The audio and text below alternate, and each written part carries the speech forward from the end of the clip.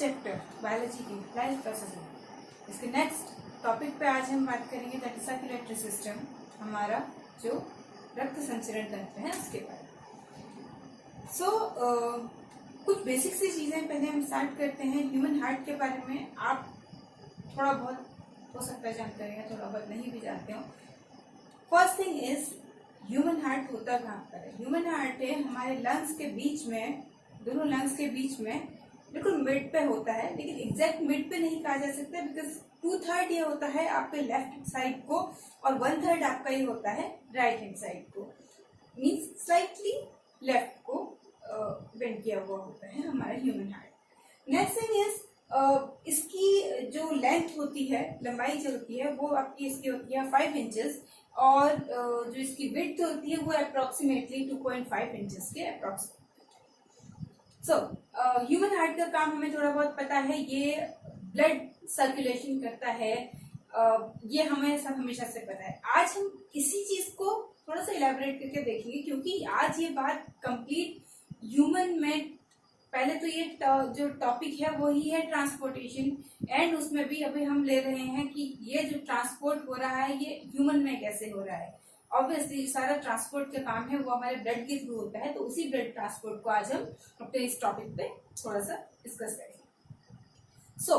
First thing is जो human heart है इसमें आपके 4 चैम्बर होते हैं, 4 चैम्बर होते हैं ह्यूमन हार्ट के, that is left ventricle, right ventricle, left atrium, right atrium. Upper side को दोनों आर्ट्रियम होते हैं, लोअर साइड को दोनों वेंट्रिकल होते हैं। थर्ड थिंग इसमें नेक्स्ट जो होते हैं इसके साथ में, ये तो हमने एक मेन बता दिया कि 4 पोर्शन से मिलके बना हुआ है ह्यूमन हार्ट। अब इसके बाद आता है कि इसके साथ में और क्या होते हैं मेन। नेक्स्ट होता है इसमें एक ऑर्टा। ऑर्टा मीनिंग जब राइट हमारे लेफ्ट वेंट्रिकल से जो ब्लड होता है, प्योर ब्लड, ये हमारी बॉडी में जब सर्कुलेट होना होता है, वो सर्कुलेट करने का जो मेन मीडियम है वो होता है ऑर्टा। यहीं से डिफरेंट आर्टरीज के थ्रू पूरी ऑल ओवर बॉडी में ये ब्लड का ट्रांसपोर्ट होता है। सेकंड वन रहता है आपका vena cava. Vena cava means जो इम्प्योर ब्लड को ऑल ओवर बॉडी से उठा के हमारे हार्ट में लेके आ रही है, कहाँ, राइट साइड पे, राइट आर्ट्रियम, राइट वेंट्रिकल के पास। ओके, ये हो गई मेन चीज जो अभी तक हमने इसके बारे में देखनी है। अब नाउ हम बात करते हैं इसके आगे कि ये फंक्शन कैसे कर रहा है, ह्यूमन हार्ट फंक्शन कैसे कर रहा है। ह्यूमन हार्ट में पूरा का पूरा जो फंक्शन होता है बॉडी का वो इस तरह से होता है कि 4 चैम्बर हैं ह्यूमन हार्ट के, प्लस पूरी बॉडी में कैपिलरीज का एक नेट सा फैला हुआ होता है, एक जाल सा फैला होता है ऑल ओवर बॉडी में। इन कैपिलरीज के थ्रू ही जो प्योर ब्लड है वो बॉडी के सारे पार्ट्स तक जा रहा है, और उन सारे पार्ट्स में जो मेटाबॉलिक एक्टिविटी हो रही है दैट रेस्पिरेशन वाली, उन रेस्पिरेशन की मेटाबॉलिक एक्टिविटी के थ्रू जो कार्बन डाइऑक्साइड बनी होती है, इसको ये ब्लड जो है अपने साथ में लेके आता है। अब ये ब्लड इम्प्योर हो गया, क्यों? क्योंकि ऑक्सीजन को ये वहां छोड़ रहा है, कार्बन डाइऑक्साइड को वहां से लेके आ रहा है। अब ये डीऑक्सीजनेटेड ब्लड जो है ये हमारे right atrium and then right ventricle से होते हुए हमारे हार्ट पे पहुंचता है, देन राइट वेंट्रिकल में जब भी पहुंचता है वहां से ये पल्मोनरी आर्टरी के थ्रू हमारे लंग्स के पास पहुंचता है। लंग्स में इसको प्योर किया जाता है, लंग्स से प्योर करते हैं। प्योर करने का फंक्शन अगेन, जब मैंने आपको एल्वियोलाई बताया था, एल्वियोलाई के टाइम पे मैंने बोला था ब्लड कैपिलरीज बाहर से जा रही है, ये वही ब्लड कैपिलरीज है जो हार्ट से इम्प्योर ब्लड को लेके इसके पास में पहुंची हुई है। यहाँ पर हार्ट से लंग्स के पास में गया, लंग्स में जाके प्योर हुआ एंड देन लंग्स से इसे वापस भेजा है हमारी हार्ट के पास में। हार्ट के पास में पहुंचने के बाद में ये यहाँ से अलग अलग ऑर्टा के थ्रू ये हमारे पूरी ऑल ओवर बॉडी में ट्रांसपोर्ट होता है। ये हो गया मेन फंक्शन हार्ट। अब देखिए इस जो ये मेन काम है, इसको इस काम को करने के लिए दो वर्ड्स, दो टर्मिनोलॉजी हम यूज करते हैं, सिस्टोल एंड डायस्टोल। तो what is the meaning of systole and diastole? Systole होती है वो प्रोसेस जिसमें कि हमारे वेंट्रिकल्स में से, राइट हो या लेफ्ट हो, दोनों राइट और लेफ्ट वेंट्रिकल में से ब्लड हार्ट से आउटसाइड जा रहा है, तो दैट कंडीशन इज सिस्टोल। अब बात आती है डायस्टोल क्या है। डायस्टोल इज जो प्योर ब्लड हो या इम्प्योर ब्लड हो उसका आर्ट्रियम से वेंट्रिकल में आना। आर्ट्रियम में वो आया हुआ है, वहां से वेंट्रिकल में जब वो आ रहा है वो कंडीशन कहलाती है डायस्टोल। ओके, तो हमारे जो हार्ट का ये फंक्शन है, सिस्टोल डायस्टोल, इन सारी चीजों से रिलेटेड जो ये फंक्शन है, इनको इस काम को करने के लिए जो 4 वॉल्व रिस्पॉन्सिबल होते हैं, उन 4 वॉल्व्स के नाम होते हैं। जो आपके राइट आर्ट्रियम और राइट वेंट्रिकल के बीच में पड़ता है, उस वॉल्व को कहते हैं ट्राइकस्पिड वॉल्व। जो आपका लेफ्ट आर्ट्रियम और लेफ्ट वेंट्रिकल के बीच में पड़ता है, उसे कहते हैं माइट्रल वॉल्व, या हम उसे बाइकस्पिड वॉल्व भी कहते हैं। ओके, इसके बाद थर्ड वॉल्व होता है आपका जो पल्मोनरी आर्टरी की ओर को ब्लड को भेज रहा होता है। पल्मोनरी आर्टरी को ब्लड भेजने वाला जो वॉल्व होता है उसे पल्मोनरी वॉल्व कहते हैं। And fourth one is aortic valve. Aortic valve वो है जो कि ऑर्टा की ओर को ब्लड भेजने के लिए ऑर्टा एंड लेफ्ट वेंट्रिकल के बीच में होता है।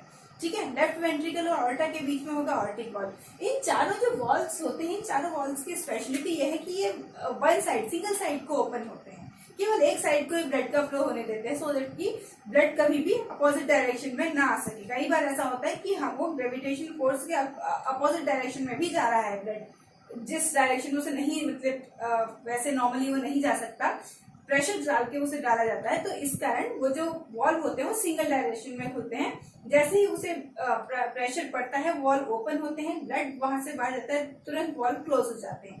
सो ये चारों वॉल्व का फंक्शन होता है। नेक्स्ट चीज होती है कि ये हार्ट, हमने कहा कि हार्ट जो है वो बीट कर रहा है, तो हार्ट का बीट करना ही जो होता है वो ही हार्ट कार्डियक साइकिल होते हैं। 2 बीट्स के बीच में आपको जो धक धक वाली साउंड सुनाई देती है, तो ऐसी जो 2 साउंड्स होती हैं, ये जो 2 साउंड्स हैं, 2 बार हार्ट के बीट करने की जो एक साइकिल होती है, इसी को एक कार्डियक साइकिल कहते हैं। ओके, कार्डियक साइकिल मीन्स जो 2 बीट के बीच, 2 बीट को कंसिक्वेंटली जो 2 बीट्स हो रही है हार्ट की, ये एक कार्डियक साइकिल है। सो जो ये कार्डियक साइकिल होती है, ये होती कैसे है, क्यों चलती है, मीन्स हमारा हार्ट बीट कर रहा है तो वो क्यों कर रहा है, उसका रीजन ये होता है कि हार्ट में इलेक्ट्रिकल सिग्नल्स आते हैं। ठीक है, जो हार्ट का आप लोगों ने डायग्राम बनाया था, उसमें आपने लेफ्ट वेंट्रिकल और राइट वेंट्रिकल के बीच में and even left atrium atrium के बीच में एक स्पेस सा दिखाया था, एक मोटा कुछ स्किनी सा पार्ट दिखा रखा था, उसे आपने सेप्टम लिखा है। तो दैट सेप्टम, उस सेप्टम तक भी वो पूरे के पूरा आपका जो इलेक्ट्रिकल सिग्नल के लिए एक पूरी नर्व्स गई हुई होती हैं। और हार्ट के पंप बीट करने का रीजन ही ये है, बीट करना मीन्स पंप करना। जब वो बीट करता है तभी वो पंप कर रहा होता है ब्लड को इन या आउट में। सो ये जो इलेक्ट्रिकल सिग्नल्स होते हैं, इन्हीं के कारण ही एक हार्ट जो है वो बीट कर रहा होता है। नाउ नेक्स्ट जो बात आती है वो ये है कि इसके आगे हम बात कर लेते हैं अब डबल सर्कुलेशन की। एक्चुअली इससे एक बहुत इंपॉर्टेंट टॉपिक जो आपका ये बनता है, डबल सर्कुलेशन है। डबल सर्कुलेशन इज हमारे ह्यूमन की, अभी हम बात थोड़ा सा देर में करेंगे। पहले हम ये बात करते हैं कि सर्कुलेशन केवल ह्यूमंस में नहीं होता, ये हर किसी में, कोई भी एनिमलिया किंगडम का कोई भी है तो उसमें सर्कुलेशन का एक सिस्टम है, एक प्रॉपर सिस्टम है, जिसके चाहे वो कितना ही चैम्बर, जैसे हमने कह दिया ह्यूमन हार्ट 4 चैम्बर्ड है। हमारा हार्ट 4 चैम्बर्ड इसलिए है सो दैट कि ऑक्सीजनेटेड एंड डीऑक्सीजनेटेड ब्लड को अलग अलग रखा जा सके। जो भी ऑर्गेनिजम्स ऐसे हैं जिन्हें क्लाइमेट के साथ में जो भी टेम्परेचर बाहर का हो रहा है, इन्वायरमेंट का जो टेम्परेचर है, उसके अकॉर्डिंग वो खुद को नहीं मेंटेन कर सकते, बैलेंस नहीं कर सकते, तो उनकी बॉडी में ये सिस्टम होता है कि वो अपना टेम्परेचर अंदर ही बैलेंस करे रहे। हमारी बॉडी के अंदर का टेम्परेचर कभी भी बाहर के टेम्परेचर से मेल नहीं खाता। मीन्स मोस्टली ये होता है कि अंदर का टेम्परेचर अलग चल रहा होता है, वो उस पर ही मेंटेन्ड रहता है और बॉडी का टेम्परेचर वो ही रहता है, इसीलिए हम लाइव है। सो हम में ये क्वालिटी नहीं है कि हम इन्वायरमेंट के अकॉर्डिंग खुद को चेंज कर सकें, बट बहुत से ऐसे एनिमलिया किंगडम में ही बहुत से ऐसे आपको मेंबर्स मिलेंगे जो कि इन्वायरमेंट के अकॉर्डिंग अपने इन्वायरमेंट के टेम्परेचर के अकॉर्डिंग अपने टेम्परेचर को वो मैनेज कर लेते हैं। सो जो भी ऐसे होते हैं, जो भी ऐसे मेंबर्स हैं, उन सभी में 4 चैम्बर्ड हार्ट नहीं मिलता, क्योंकि उनको अंदर बॉडी का टेम्परेचर मेंटेन करने के लिए एनर्जी की नीड नहीं है, और क्योंकि एनर्जी की नीड नहीं है इसलिए उनके लिए हार्ट का 4 चैम्बर्ड होना कोई बहुत ज्यादा जरूरी नहीं है। वो ऑक्सीजनेटेड डीऑक्सीजनेटेड ब्लड के साथ में भी मेंटेन कर सकते हैं।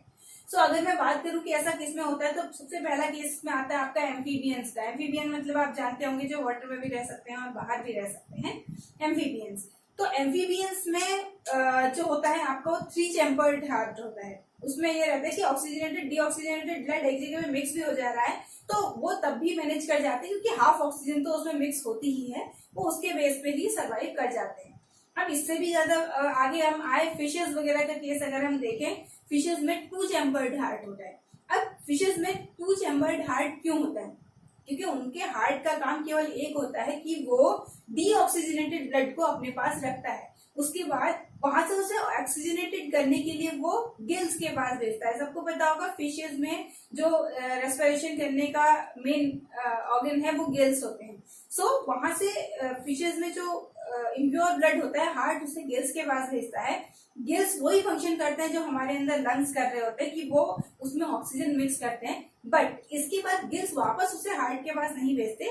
गिल्स वहां से डायरेक्ट उसे बाकी बॉडी फिशेस, जितने भी फिशेस होते हैं उनके बॉडी ऑर्गन्स के पास डायरेक्टली भेज देते हैं। इसीलिए जो फिश में होता है उसमें हार्ट केवल 2 चैम्बर्ड हार्ट होता है, उसमें 4 चैम्बर्ड हार्ट नहीं होता। ओके, सो नाउ अब हम बात, हमने ये देख लिया कि फिशेस में कैसा है, हमने देख लिया कि एम्फीबियंस में कैसा है और वो क्यों है, ये सारी चीजें हो गई। अब हम बात कर लेते हैं ह्यूमन में, क्योंकि ह्यूमन में जो हार्ट का एक सिस्टम है that is double circulatory system, वो एक बहुत ही यूनिक है एंड उसमें उसकी जो स्पेशलिटीज हैं और उसका जो वर्किंग टाइप है वो खुद में बहुत ही ज्यादा स्पेशल है। अब देखिए ह्यूमंस में क्या होता है, हम सब ने जब रेस्पिरेशन पढ़ा उस समय मैंने आप लोगों को बताया था कि कार्बन डाइऑक्साइड रिलीज हो रही होती है जब भी अंदर मेटाबॉलिज्म की प्रोसेस होती है, मींस ग्लूकोज ब्रेक डाउन करता है और ग्लूकोज के ब्रेक डाउन करने से पायरुवेट, देन पायरुवेट के ब्रेक डाउन करने से जब आपकी कार्बन डाइऑक्साइड वाटर रिलीज हो रहा होता है प्लस एटीपी मॉलिक्यूल मिल जाते हैं, मीन्स कार्बन डाइऑक्साइड रिलीज हो गई।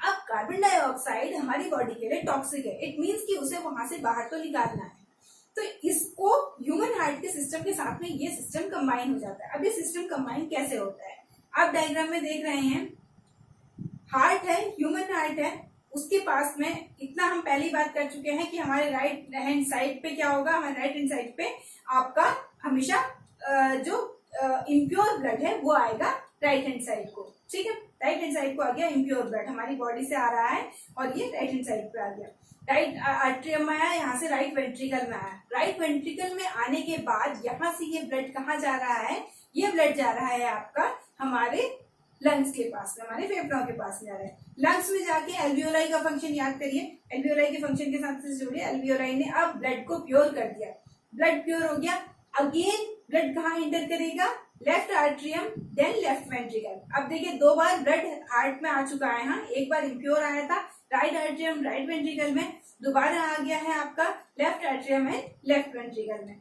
यहाँ पर ब्लड आने के बाद में यहाँ से लेफ्ट आर्ट्रियम लेफ्ट वेंट्रिकल के बाद में ये जाएगा ऑर्टा के पास, ऑर्टा के पास जाने के बाद यहाँ से ये ब्लड आर्टरीज के थ्रू हमारी ऑल ओवर बॉडी के सभी पार्ट्स में, सारे ऑर्गन्स में जा रहा है। हम किसी एक, क्योंकि हमें डबल सर्कुलेटरी सिस्टम का जैसे आपने डायग्राम बना रखा, आपको एक स्पेसिफिक ऑर्गन दिखा दिया, हार्ट दिखाया, लंग्स दिखाया, नीचे को आपको एक ऑर्गन कोई भी दिखाए, आप किसी भी ऑर्गन को इसमें कंसीडर कर सकते हैं। चलिए लेट्स कंसीडर लिवर।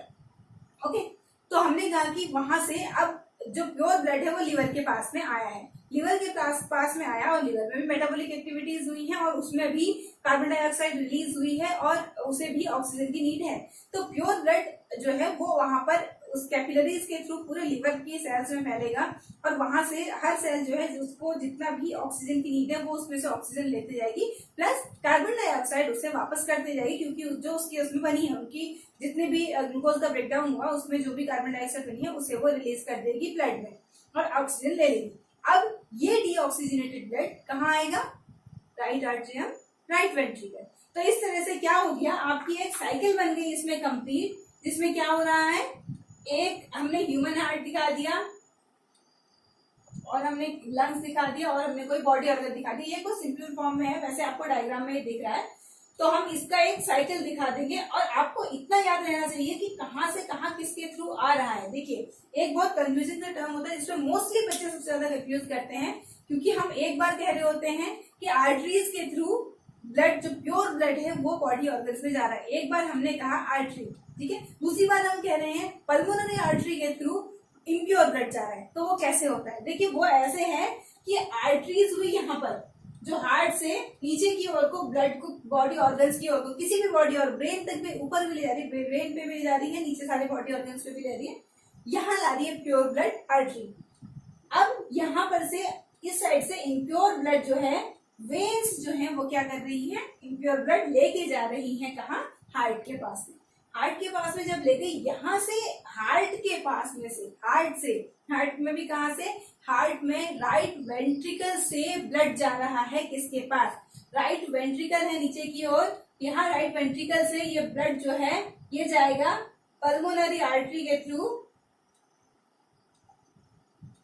कहा जाएगा, लंग्स के पास में, लंग्स से वेना केवा के थ्रू, किसके थ्रू, वेना केवा के थ्रू ये ब्लड आ रहा है अगेन कहा, left atrium, then left ventricle, और उसके बाद लेफ्ट वेंट्रिकल में आने के बाद ऑर्टा के थ्रू, किसके थ्रू, ऑर्टा के थ्रू ये जाएगा आर्टरीज में, और अगेन ये साइकिल चलेगी। तो हमने डबल सर्कुलेशन क्यों कहा, क्योंकि हार्ट के पास में एक कार्डियक साइकिल में ही 2 बार ब्लड आ रहा है, एक बार वो इम्प्योर है, दूसरी बार वो प्योर है, ठीक है। इम्प्योर किस साइड आया, राइट साइड में आया, प्योर किस साइड में आया, लेफ्ट साइड में आया। ये हो गई आपकी double circulation of blood, right. अब देखिए हमने ब्लड के बारे में इतनी बात तो कर ली, हमने ये भी देख लिया, हमने आर्टरीज और वेन का नाम भी ले लिया, तो चलिए अब थोड़ा सा बात कर लेते हैं आर्टरीज और वेन के बारे में। आर्टरीज और वेन के बारे में सबसे पहली बात हमने ये बता दिया आपको कि आर्टरीज क्या कर रही है, प्योर ब्लड बॉडी पार्ट्स में ले जा रही है, वेन क्या कर रही है, इम्प्योर ब्लड लेके आ रही है। होती अगर स्ट्रक्चर में कहें तो दोनों पाइप शेप भी तो होंगी, सिंपल सी बात, लेकिन इनमें एक बहुत बड़ा डिफरेंस होता है। डिफरेंस ये होता है कि आर्टरीज की जो वॉल होती है, बाहर की जो एक वॉल होगी वो बहुत थिक होती है, जबकि वेन्स के बाहर से जो वॉल होगी वो थिन होगी। क्यों होगी ऐसा क्यों होगा, ऐसा होने का रीजन ये है कि आर्टरीज में हमेशा जा रहा होता है ऑक्सीजनेटेड ब्लड, जो कि प्योर ब्लड है। इसको हार्ट बहुत ज्यादा प्रेशर के साथ भेज रहा होता है, एक बहुत जगह से प्रेशर से ये ब्लड जो है ये पूरी बॉडी के पार्ट्स में जा रहा होता है। अब प्योर ब्लड है और फुल प्रेशर के साथ में जा रहे हैं, तो उस प्रेशर को मैनेज कर सकने के लिए आर्टरीज की जो बाहर की वॉल होती है ये मोटी होती है, ये थिक वॉल्ड होती है आर्टरीज। जबकि वेन के पास डीऑक्सीजनेटेड ब्लड आ रहा है और ऑर्गन से होते हुए वो हार्ट के पास जा रहा है, उसमें इतना ज्यादा कोई प्रेशर क्योंकि नहीं पड़ रहा होता, इसीलिए वेन्स की जो बाहर की लेयर होती है, आउटर वॉल्स जो होती है उसकी, वो थिन होती है, पतली होती है।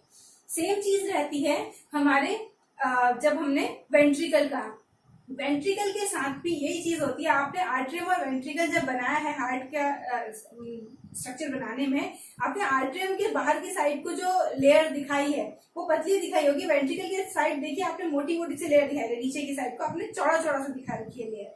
वो दिखाने का रीजन भी यही है क्योंकि देखिए वेंट्रिकल दोनों, चाहे वो राइट वेंट्रिकल हो चाहे वो लेफ्ट वेंट्रिकल हो, वो प्रेशर से कोई चीज भेज रहे हैं, ठीक है। अभी हमने सिस्टोल डायस्टोल पढ़ लिया। सिस्टोल में हमने देखा था कि प्रेशर से वेंट्रिकल क्या कर रहे होते हैं, ब्लड को हार्ट से बाहर भेज रहे होते हैं, और अब क्योंकि वो अगर वो इम्प्योर ब्लड है तो उसे लंग्स की ओर भेजना है, प्योर ब्लड है तो उसे लंग्स से लेके, हार्ट से लेके, ब्रेन से लेके और बाकी हमारे लिवर, बाकी सारे ऑर्गन्स तक उसे भेजना है। मीन्स दोनों केसेस में उसे बहुत फोर्स लगा के भेजना है, ठीक है। तो क्योंकि फोर्स लगा के भेजना है इसलिए उसमें भी उसकी जो मसल्स होती है वो स्ट्रांग होनी चाहिए, इसीलिए वेंट्रिकल चाहे लेफ्ट हो चाहे राइट हो, उसकी जो लेयर होती है, उनकी जो बाहर की वॉल होती है वो थिक होती है एज कम्पेयर टू आर्टरियम।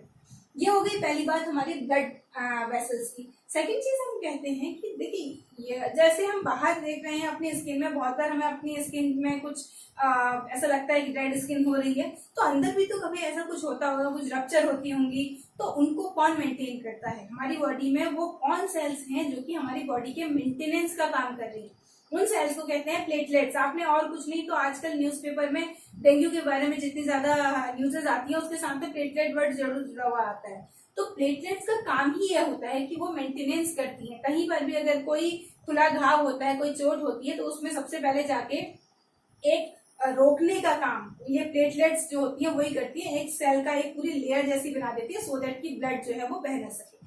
तो अंदर भी हमारी बॉडी के अंदर भी सेम काम कर रही होती है प्लेटलेट्स, ओके। तो प्लेटलेट का काम क्या हो गया, मेंटेनेंस करने का हो गया। थर्ड चीज आती है आपकी लिम्फ। अब लिम्फ एक्चुअल में इसके बारे में बात बहुत कम की जाती है, बट ये हमारी बॉडी का एक बहुत इंपॉर्टेंट सिस्टम है।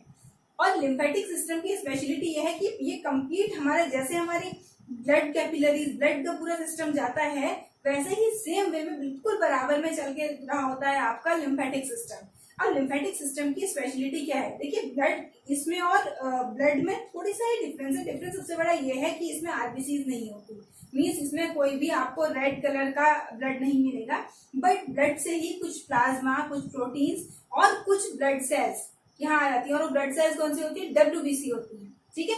तो वो डब्ल्यूबीसी इसमें आ जाती हैं। और लिम्फेटिक सिस्टम का वैसे मेन रोल जो है वो हमारी बॉडी के इम्यून सिस्टम में होता है, बट आपके लेवल पे अभी हम उतना ज्यादा नहीं पढ़ा रहे हैं, तो आपके लेवल पे बस ये बता दूं कि लिम्फ का काम जो आपकी कोर्स में दिया है वहां पर लिम्फ का काम केवल इतना होता है कि जितना भी हमारी स्मॉल इंटेस्टाइन के पास में डाइजेस्टेड फैट वगैरह होता है ये उसको ले जाता है और बॉडी पार्ट ब्लड को जहां पर भी जरूरत होती है वहां देता है। प्लस मोरोवर अगर कहीं पर भी इसको जो बॉडी फ्लूइड में इसे लगता है कि यहाँ पर बॉडी फ्लूइड एक्सेस हो रहा है, तो ये वहां से उसको लेके वापस ब्लड कैपिलरीज को दे देता है। ब्लड कैपिलरीज और ये लिम्फेटिक जो सिस्टम होता है, लिम्फेटिक कैपिलरीज जो होती है नियर अबाउट सेम उस पर चलते हुए चलती है, बराबर में चल रही होती है, तो इनके बीच में एक्सचेंज हो रहा होता है। और मोरओवर इंट्रासेलुलर का मतलब हो गया दो सेल्स के बीच का स्पेस, लाइक दिस।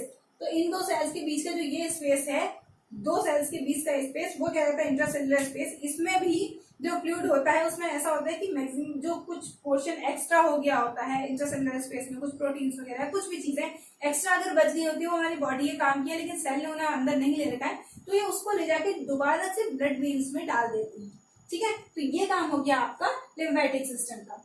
नाउ अब हम बात करते हैं, ये तो यहाँ पर तक हमने ह्यूमन के लिए बात कर लिया, ह्यूमन हार्ट का हमने डायग्राम देख लिया, ह्यूमन हार्ट के चैम्बर्स वगैरह देख लिया, जितना नॉर्मली आपके कोर्स में है इसके बारे में।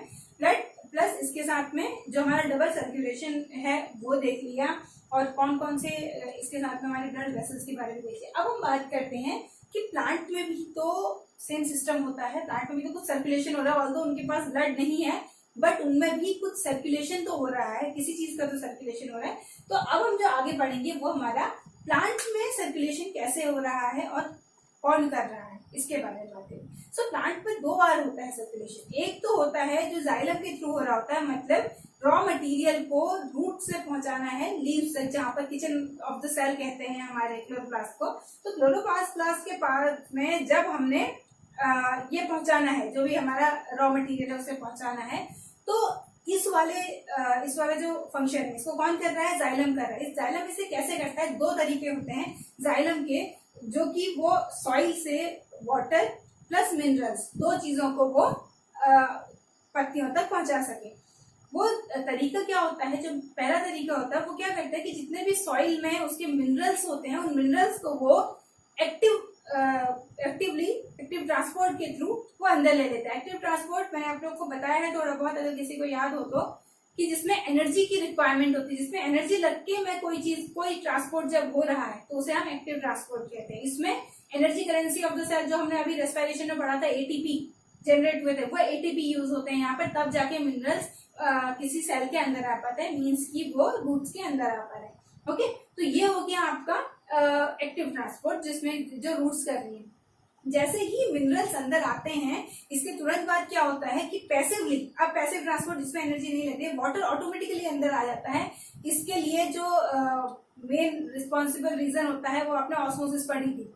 ऑस्मोसिस अगर किसी को याद हो तो ऑस्मोसिस के थ्रू आता है, मतलब जहां पर क्या होता है आपका सिंपली, जहां पर एक high concentration to low concentration आपका वाटर का मूवमेंट हो जाए, ठीक है। वाटर के हाई कंसेंट्रेशन से वाटर के low concentration, obviously high concentration soil में होगा, लो कंसेंट्रेशन रूट में होगा, तो ये ऑटोमेटिकली अंदर गो कर जाता है मूव।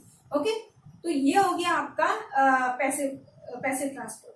अब इसके थ्रू अंदर तो आ गया, लेकिन बात ये है कि जब एक छोटा सा कोई पौधा है उसमें तो हम ये मान सकते हैं कि बस ये एक्टिव पैसिव ट्रांसपोर्ट इतना सा हुआ और रूट ने डायरेक्ट ऊपर को भेज दिया, चल जाएगा। लेकिन जब कोई बहुत लंबा प्लांट है, बहुत हाइट है उसकी, 100 मीटर हाइट है या उससे भी ज्यादा, तो उतने लंबे प्लांट के लिए एक रूट रिस्पॉन्सिबल नहीं हो सकती है। एक रूट अकेले उसके टिप्स तक, पूरे हाइट तक, लीव्स तक वो वाटर और मिनरल्स को नहीं पहुंचा सकती। तो अब यहाँ पर कौन रिस्पॉन्सिबल होता है, यहाँ पर रिस्पॉन्सिबल होता है ट्रांसपायरेशन। देखिए स्ट्रोमेटा का स्ट्रक्चर बनाया था, याद होगा अगर तो स्ट्रोमेटा के स्ट्रक्चर में हमने बात करी थी कि वो स्ट्रोमेटा ओपनिंग और क्लोजिंग कैसे होती है। स्ट्रोमेटा की ओपनिंग के टाइम पे क्या हो रहा था कि जो स्टोमेटल पोर्स होते हैं उनको ओपन करने के लिए वाटर लग रहा था, वाटर इवेपोरेट हो रहा था, उसके बाद ही जाके स्टोमेटल पोर ओपन हो रहा था, और स्टोमेटल पोर ओपन हो रहा था एंड देन ऑक्सीजन और कार्बन डाइऑक्साइड का एक्सचेंज हो रहा था। ठीक है, इसे क्या कहते हैं, ट्रांसपायरेशन। इस प्रोसेस को कहते हैं ट्रांसपायरेशन। तो इसी ट्रांसपायरेशन के कारण ही एक्चुअल रीजन जो प्लांट की लीव्स तक पूरा मिनरल्स और वाटर पहुंचने का होता है, वो यही ट्रांसपायरेशन पुल होता है कि ऊपर जितना भी लीव्स के पास में वाटर था वो इवेपोरेट हो गया, ट्रांसपायर हो गया। तो अब वाटर की नीड है वहां पर, तो वहां से लीव्स से नीचे की ओर को, नीचे से की ओर को वो एक पुल लगाती हैं, एक खींचती हैं ऊपर को पानी को, जिसके थ्रू वाटर जो है जाइलम के थ्रू उनके पास तक पहुंचता है। ये होता है एक्चुअल रीजन जो जाइलम के थ्रू हो रहा है रॉ मटेरियल का। ओके, ये तो हो गया रॉ मटेरियल जो प्लांट्स की लीव्स तक पहुंचना है। अब दूसरी चीज आती है आपकी कि अब ठीक है, वाटर आ गया, कार्बन डाइऑक्साइड आ गई जो कि स्टोमेटा के थ्रू आई है, वो उसका ट्रांसपोर्ट हो गया, ग्रीन प्लांट ने खाना बना लिया, अपना फूड प्रिपेयर कर लिया।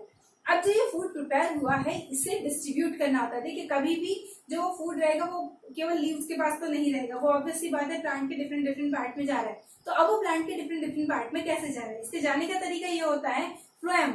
ये आपने 9th में पढ़ रखे होंगे, सारे जो टिश्यूज हैं इनके बारे में आप 9th में पढ़े होंगे। तो फ्लोएम टिश्यूज के थ्रू ही ये जो जितना भी फूड मटेरियल होता है ये आपके प्लांट के डिफरेंट डिफरेंट पार्ट में जाता है। पार्ट कौन कौन से हो सकते हैं, वो रूट हो सकते हैं, वो स्टेम हो सकता है, या जो लीव्स की एजेस होती हैं, लीव का किनारे का पोर्शन जो होता है वहां की ओर को, यहाँ पर या फ्रूट में, इन सब जगह में जाके वो जो भी इनका स्टोर जो फूड होता है वो स्टोर हो जाता है। अब यहाँ पर स्टोर क्यों होता है, स्टोर इसलिए होता है कि स्प्रिंग सीजन जब आता है, नई कलियां आती हैं, उस टाइम पे नई बर्ड्स निकलती हैं एक प्लांट में। अब जो नई बर्ड निकल रही है वो निकलते ही तो अपने लिए फूड प्रिपेयर करना स्टार्ट नहीं कर सकती। सो उस टाइम के लिए, या जब फ्रूट आने का सीजन आ रहा है किसी में भी, तो उस टाइम पे उस फ्रूट में जो स्टोर होना है उसके लिए ये जो रूट और स्टेम में स्टोर्ड इनका फूड मटेरियल होता है ये उस समय जाता है वहां से।